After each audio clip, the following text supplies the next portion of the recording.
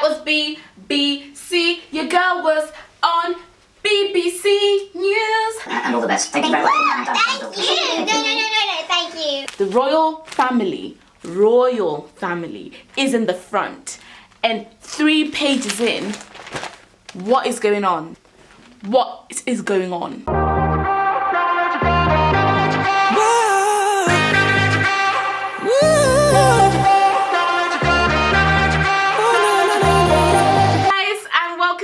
To my YouTube channel. Welcome back. Right, we're gonna get straight into it today because I don't want to ramble or mumble. Number one, I've been away for almost a month because I have exams coming up, so I've been revising, haven't had time to record. In today's video, I'm going to talk about all of the media things that have been going on. So if you've got me on Twitter, Instagram, YouTube or anything, you'll know that quite recently I've been receiving hate comments, like really mean hate comments, and they're not just hate comments like, oh shut up or hate your videos. They're more about, oh my god, you should die, go get lynched, you should be enslaved again, you are creating European genocide. It's just horrible, racial, racist, full of hatred, hateful comments.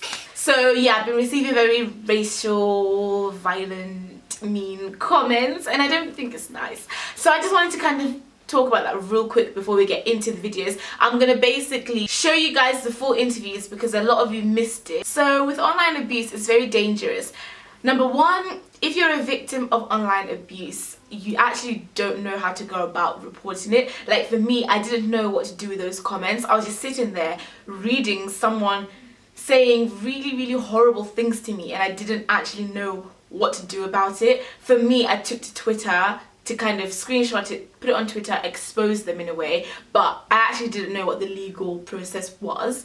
And then number two, if you're a person who is throwing online abuse around online, you should know the impact. You just don't know how the person is going to receive it. So to everyone out there who likes to leave horrible comments on people's videos, you need to be careful because you actually don't know someone's mental state, okay? It just so happens by luck that I'm a person who is thick-skinned, has a supportive family, supportive friends, and a beautiful online family that do support me a lot. That's luck, okay? Not everyone has that. Not everyone is in that situation. You could have made those comments to someone who was in a much more vulnerable position, someone who was having, I don't know, suicidal thoughts at that moment in time, someone who already felt bad or already was in a bad space, and your comment could have pushed them over the edge. You don't know what words have impact, and I'm just saying to everyone out there who likes to do online bullying or leave mean comments or just behave reckless on the internet, you really need to think twice about your actions because the impact of words, just because you're not throwing sticks and stones at me, it doesn't mean it's going to hurt any less. So be mindful, be cautious, be careful, and if you wouldn't say it to someone in real life or say it on national TV, then you really shouldn't be saying it at all. Normally I do get mean comments about my race and things and I just ignore it. But this time I don't know what came over me. I just said, I'm tired of ignoring things and just act like it's not happening because it is. Clearly there's a problem here. So I screenshotted all of the hateful comments that I received and I put them on Twitter. And oh my god, I was absolutely overwhelmed with the response, the support I received. People from all over the world were tweeting me and telling me, you know, to stay strong and things. So thank you to everyone for all your kind messages on Facebook, Twitter, Instagram, everything. I'm fine, I'm cool, I'm fine, I'm doing okay. I just think that comments like that are not okay, and I wanted to show you guys what kind of things are said to people of colour. Anyways, now we're gonna do Al Jazeera and let's see what's going on, and yeah. Now, an Oxford University student has taken to social media to try to encourage more people from ethnic backgrounds to apply to elite universities in Britain. Kativhu started a YouTube channel to document her experience at one of the country's, indeed the world's, most prestigious universities. The 19-year-old, originally from Zimbabwe, says that while most of the responses to her posts have been positive, she has received some racist comments. Well, let's get more on this then, and joining us live in the studio is Kativhu. Thank you so much for joining us here in the studio. First of all, just explain to us a little bit more why exactly you decided to start this YouTube channel. Well, every time I mentioned Oxford University to anyone, my friends, family, anyone I encountered, their first question was, are there black people in Oxford? Is it diverse?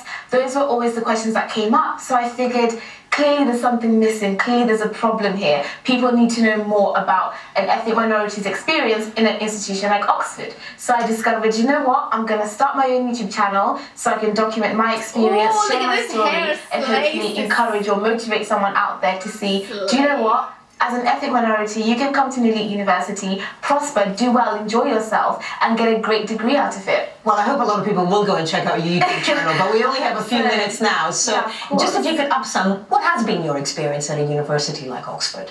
Well, luckily for me, and I know it's not the same for everyone, I can only speak from my own experience, I've had a very positive experience at Oxford. It's been great. My college is supportive, my friends are great, my family's fantastic. I'm enjoying myself, but I've obviously noticed that there is a lack of diversity there, and it's an issue that needs addressing. But as for me, my overall experience so far has been positive. It sort of comes at a time when in the UK there have been some other sort of upsetting stories coming out of universities, Nottingham Trent, Exeter, of very overt racist behaviour. And unfortunately, you did get some racist comments on the YouTube channel. I did. What kind of things were they saying, and I mean, when did it start? Well, it started pretty recently when I decided to discuss diversity and race issues on my channel, because I said it's nice, it's all well and good for me to, you know, take videos of myself playing with the llamas, enjoying myself, but there are things that need to be discussed, such as race. So I discovered it's nice for me to talk about it. And when I did, I guess some people didn't like the fact that I was occupying a space at Oxford. And I don't know who these comments are coming from. It could be from anyone, anywhere in the world. But they were saying I should be lynched, I don't deserve a space there, I don't qualify to be at Oxford, which I do. I should have the KKK come on to me. I should just not be there because of the colour of my skin. That's horrific stuff. What kind of reaction, I mean, obviously your YouTube channel has nothing to do with the university itself. Yeah, of course. But what kind of reaction or support has the university given you? My university has been overwhelmingly supportive. I work alongside the media team. I work alongside the Access and Outreach officers, the African and Caribbean Society. Everyone is on board. And you're right, my YouTube channel is separate from the university, but the work I'm doing impacts the university, and they're so proud of it. They're always retweeting, sharing, posting my videos. They like it, I like it, and it's helping students, and that's the main point of all of this for me. Okay, so we only have a few seconds left, but in a sense, give me the pitch, because you say that a lot of kids from ethnic minorities would feel put off applying to certain universities. So give the pitch, what you say on your YouTube channel. If you are an ethnic minority student out there and you're sitting at home and you think, do you know what, I want to apply to Oxford because I deserve it, I urge you, please apply. We need you. Oxford doesn't want you, we need you. Your talents are needed and you deserve a space at Oxford. I'm sure you definitely deserve a space at Oxford. Kativhu, thank you so much for coming in. That was great. Thank you so much for with having the me. rest of your time at uni. Thank you. Yes. Still ahead, a global exit. Yes, you do. Yes, you do deserve a space at Oxford. Okay, guys, so that was Al Jazeera. The experience was amazing, phenomenal. Now let's look at ITV. Okay, guys, so now we're gonna watch ITV news. This happened a day before Al Jazeera, and honestly, the first 3 seconds are hilarious because I didn't know we were on air, so my eyes are not and I looked around like, oh my, I was gonna swear, I was gonna be like, oh we're on air, but I didn't swear, so it's all good. This is me, ITV, let's watch. Well, joining me live in the studio is Kativhu, a student at Oxford University who's faced racist abuse herself after setting up a YouTube channel to encourage more people from diverse backgrounds to apply to elite universities. You've only been at Oxford for 6 months. You've already endured this kind of stuff? Yes, actually I've been there for a year and 6 months. I beg your pardon, I thought it was first year. No, I did a foundation year last year, so yeah, I'm in my first year. What sort of things do people say? I mean, it spans from anything from talking about this colour of my skin, or saying I should be lynched, or making references to slavery. It's just, it could be anything, yeah. And as you sit there reflecting upon those things, do you think it's the university itself, or the College of Oxford, that should be doing more to, as it were, protect you, look after you, pastoral care, or the student union? We've just heard from the NUS. I mean, for me, I don't think it's necessarily just the university itself. I think everyone has a duty to helping end racism. I think it starts from an early age. I think that schools, even at the age of 11, should be having things like race awareness talks. If you're having things like that from an early age, by the time you reach university, you wouldn't do things like this, like we see at Nottingham Trent. That wouldn't happen if people were more aware. So I think it's everyone's duty, even the media, the way you portray Oxford or the way you portray black students in particular. I think everyone has a duty to the cause. And we were chatting outside just before you came into the studio, and I said, what sort of school did you go to? You said a state school. Yeah. When I was at university, I was at Bristol, not at Oxford, but when I was at university, only 5% of people went to university, and most of us came from comfortable white middle-class backgrounds. Yeah. Now it's much more open. Is that a curious twist to the tale? I think now that places like Oxford and Cambridge are opening up university to more working class state school children, most black students or ethnic minorities do come from working class backgrounds. So in that respect, we're hit twofold. So it tends to be racism does come out of that because we are from a working class background, and the more we enter spaces like Oxford, of course, you know, you're going to have that repercussion of racism or people telling you shouldn't be there. Okay. Yeah. So President of NUS has just been re-elected and is on board, as it were. In a sentence, how confident are you that when you graduate with your inevitable first-class honours degree, that things will be better? I'm very confident. I'm very, very confident, actually, especially in Oxford and Cambridge. I can only speak from experience, and from what I've seen, places like Lady Margaret Hall, my college, they're working very, very hard to diversify Oxford, and I work alongside the media team, access and outreach officers, African and Caribbean Society. A lot is being done, so I'm very optimistic and positive about the future, and I've had a brilliant experience at Oxford, so yeah, I'm very, very positive about it. I hope you continue to enjoy it. Thank you. And all the best. Thank you very much. Thank you. No, thank you.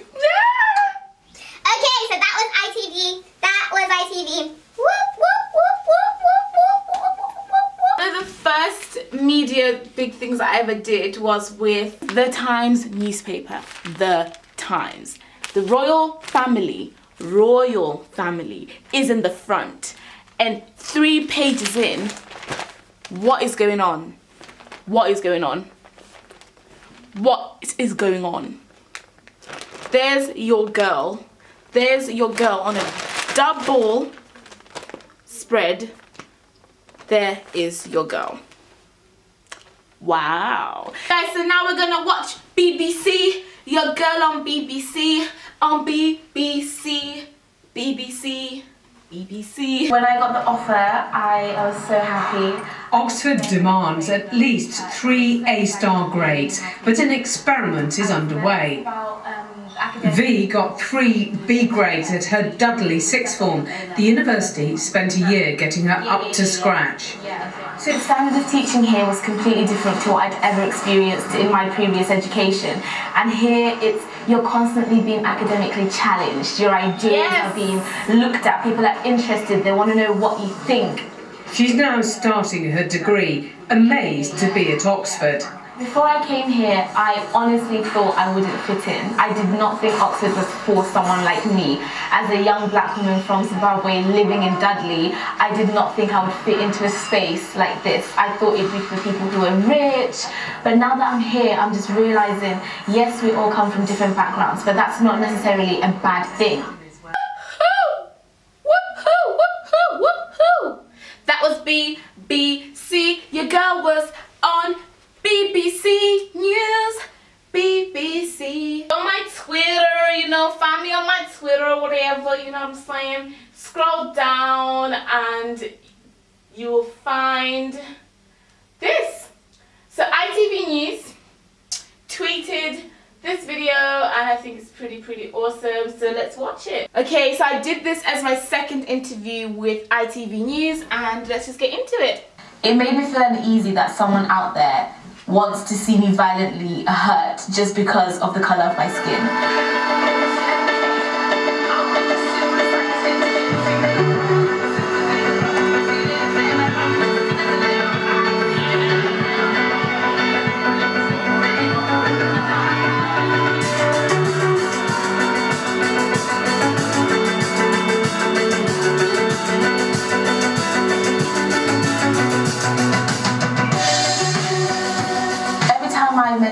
Oxford, I'd get the question. The first question that come up every single time was, is it diverse? How do you feel being, you know, a student who's of ethnic minority background in a space like Oxford?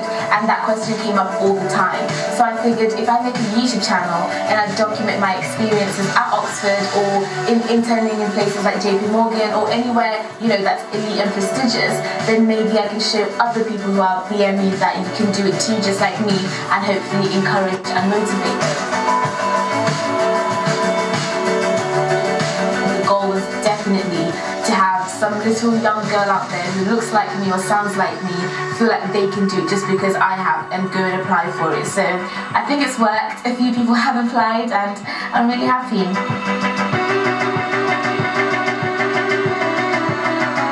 Class, race and gender, and I just felt like I wouldn't fit in a space like Oxford, which felt like it's very middle class for rich people who are white and predominantly male. But after being there, I realised that's not quite the case, and that's why I do my YouTube channel. That's why I encourage others. It's because I genuinely believe that we can all prosper in an environment like Oxford. Abuse that happened about 2 days ago or a day ago that I put on Twitter was someone saying, you know, I'm a dumb black monkey, using the N-word, saying I should be lynched and that the KKK should come and deal with me and that I should go and die, and that I'm promoting a European genocide, just absolutely horrific things that, you know, that shouldn't be said. And especially given the work that I'm trying to do, I'm trying to encourage students, I'm trying to make society a little bit fairer, kind of, you know, promote equal opportunity for people, and for someone to react in that way, I don't think it's acceptable.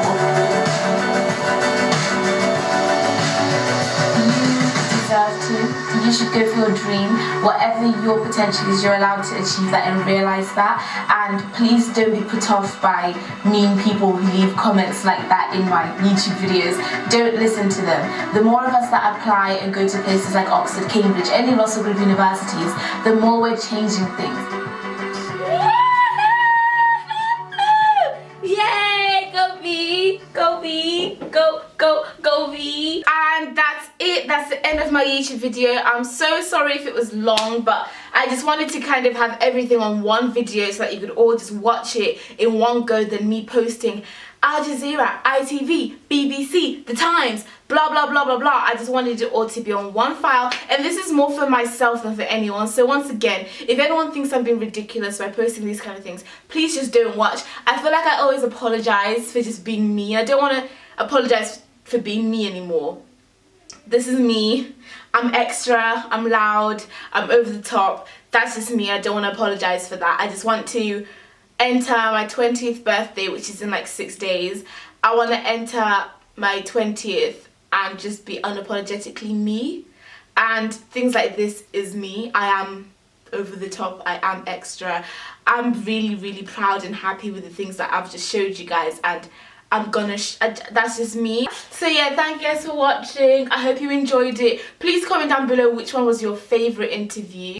Oh man, God is good. I can't believe all of this has happened while I've been 19. Like 19 has to be my favourite age for that. Thank you guys, bye, have a good night and see you later.